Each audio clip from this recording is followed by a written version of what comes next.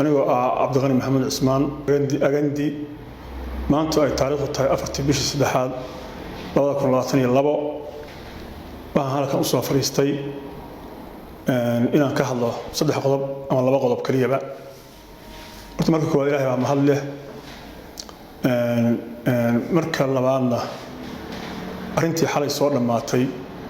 oo nabadgelyada boosoo laga gaaray oo ismadu ka soo shaqeeyeen oo madaxweynuhu aqbalay waxba joojinta lagu sameeyay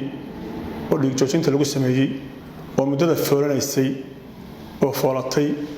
oo dhamaystirantay xalay aad Ilaahay baa mahad leh laakiin waa uga mahad celinayaa ismadii ka soo shaqeeyay iyo madaxweynaha aqbalay oo geesinimada ah sida ninka madaxda hadduu hawl qabto oo aqbalo lagu diri lahaa iyo ku daadan lahaa calaamada geesinimada lagu yaqaan weeye taa madaxweynaha waa uga mahad celinayaa iyo ismadii ku daalay oo aad ugu raftay muddo foolanaysay ilaa qalin ay gaadhay oo isku sigtay adoo hawshaas waa dhamaatay alxamdulillah rabbil caalamiin midda labaad oo saddexaadba Puntland muddo jidda 23 sano ah marba saraakiil iyo madaxda soo shaqeynaysay maanta waxa moodaa in ciidamadii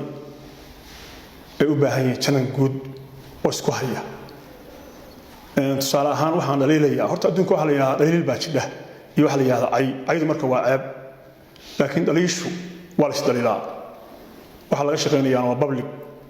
anu hadda in shaqadii ku jira dawladda maahi inuu cil qabo oo dan kalena maahi laakiin wixii dhaliil in muuqdo waa dhaliilaya waxaan dhaliilayaa taliyaha ciidamada Yaasiin Cumar Dheere oday weeye adeerkaya xaasha lillahi caay maayo laakiin dhaliil baan soo jeedinaya tusaale waxaan u soo qaadanayaa yaanta dhaweeda lagu diray saaxmeegaag oo ay ku direen 3 beelood oo Xasan Nugaas maxaad u waariye bahdubays kalabnimadii goor gaaban buu khudbay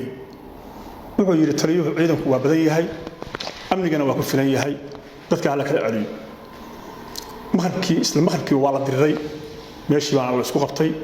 100 qof baan dhimashay dhaawac noqotay ciidankii uu galabta u khudbeeyena meel uu aaday iyo meel uu ku biiray anoo garanayno talabaad hadii boos la isku qabtay boos saraakiil amniga ka shaqeynayay iyo madaxweynaha asqabtay isagana u dhaxeeyay maxamuud diyaano kale in shaqeynayay waxa tusaale ahaan taliyaha guudna waxa ahaa Yaasiin oo jaranka ciidamada ah waxa la rabaa hadii maxamuud qaldan yahayna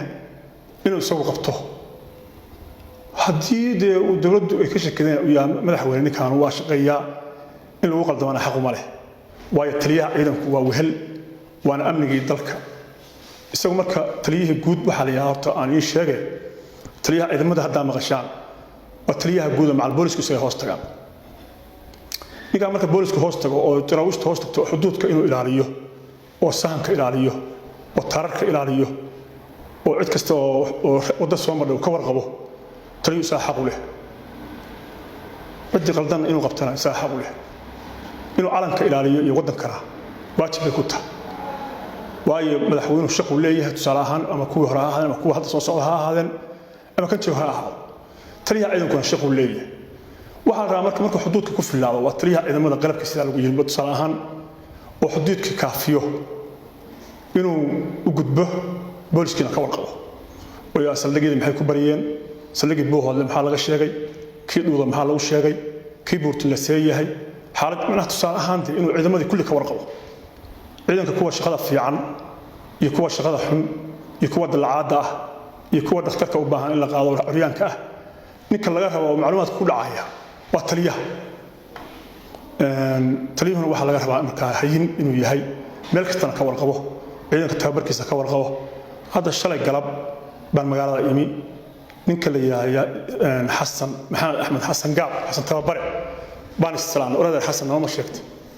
ma macalinka tababaraha ahaa ciidanka u khudbayn jiray akhlaaqda badnaa waa yeelka hayso jireenka ahaa madaalaha ahaa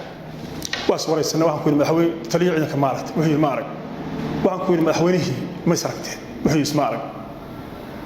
waxaan ku yiri dugsiga xorgoble oo tababarka ku bixin jiray ciidanka ka bixin jiray oo ku shaqeyn jiray ma joogin wixii waa hore la yeeri ninka laga warqabo ciidanka ka warqabo saraakiisha ka warqabo oo taa saraakiisha waxa isugu jiraa baagamuudu bay ku jiraa kuwa waaladayiina waa qani waxbay haystaan alxamdulilah kuwana waa sabool laakiin dalka u baahan ninka rabo inuu isku hayo dee waa taliyaha ciidanka anoo hadalka ku dheeraanay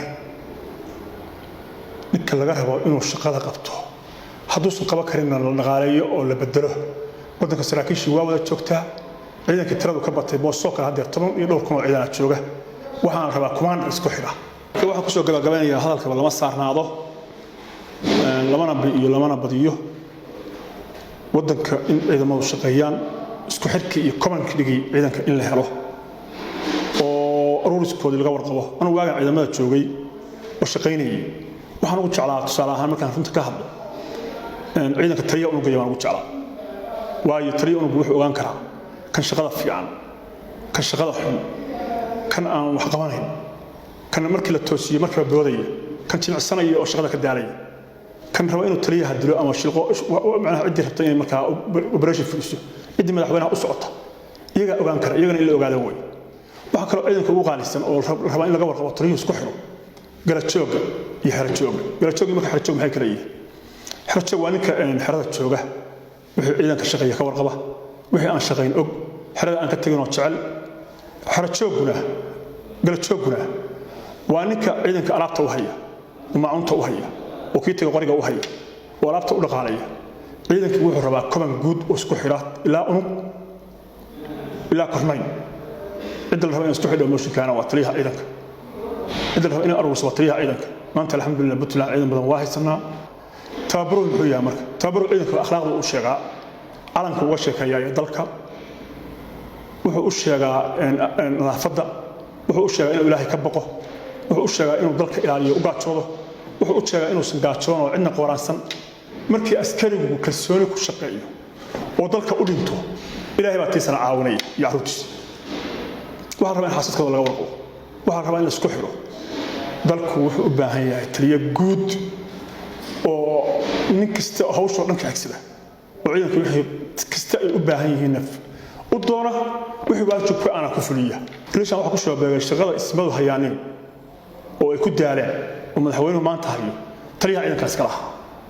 waayo waa inuu ciidanka ka warqabaa saraakiisha ama BSF ha ahaato ama boolis ha ahaato ama daraawish ha ahaato waa inuu og yahay waxay tabanayaan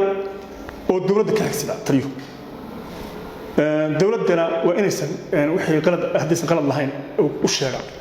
hadday qalad leeyihiin waa inuu soo qabtaa taliyaha ciidanku waa mooshinka ciidanka isku xiraayay oo guud anugu horta ma lihi taliyaha shaqada laga kaxay taliyo ma inuu isbedel sameeyaa oo shaqadii guud oo dalka macluumaadkiisa ku soo dhacaya horta waxaan ciidanka waa shaqada badan yahay adeer ku sheegay waa dab kulul ninku jira dabkii marka waxa rabaa in dulqaad leh aqoon leh inuu shaqadii isku wado oo wax kasta oo Puntland u soo dhacaya inuu isagu dhaxyaal ka ahaado xigsado markii madaxweynaha iyo saraakiisha qayb qabtana dee taliyaha isqabtana kale kama duwan waa in isagu dhex joogaa iyo wixii qalad leeyihiin ayaa u sheegaa wixii dawladdu ay ka shakadaan isagu ka saaro wehel baa layaha wehel taliyaha ciidanka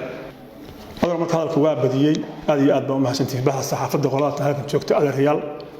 waana mahadsantihiin assalaamu calaykum waraxmatullaahi wabarakaatuh